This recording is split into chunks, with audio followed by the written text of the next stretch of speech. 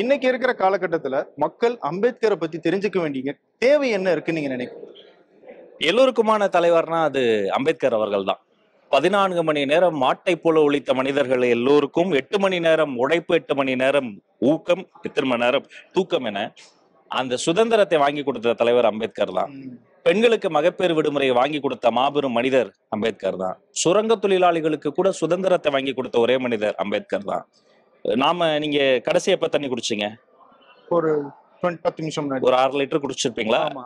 கையளவு தண்ணியை கையில் எடுத்து குடிப்பதற்கு அனுமதி இல்லாத மக்களுக்காக நீதி போராட்டம் நடத்தி நெடுந்தூரம் அந்த மக்களை கைப்பிடித்து கொண்டு வந்து சேர்த்த ஒரு பெரும் தலைவன் அம்பேத்கர் தான்.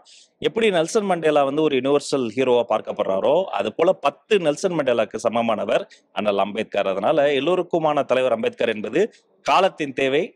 இது எல்லோருக்குமானவர் அண்ணல் மாதிரி, எல்லோருக்குமான விகடன் மாதிரி, எல்லோருக்குமான தலைவர் விஜய் மாதிரி அம்பேத்கர் என்பவர் இந்த தலைமுறைக்கு குறிப்பா எல்லோருக்குமான தலைவர் என்பதை நம்ம உறுதி செய்யணும். அம்பேத்கரை ஒரு குறிப்பிட்ட சமூகத்துக்கான தலைவராக மட்டுமே பார்க்கிறாங்களே, அதை பத்தி நீங்க இல்ல, அவரை சாதி தலைவரா நம்ம பார்க்கவே முடியாது, சாதித்த தலைவராக தான் பார்க்கணும்.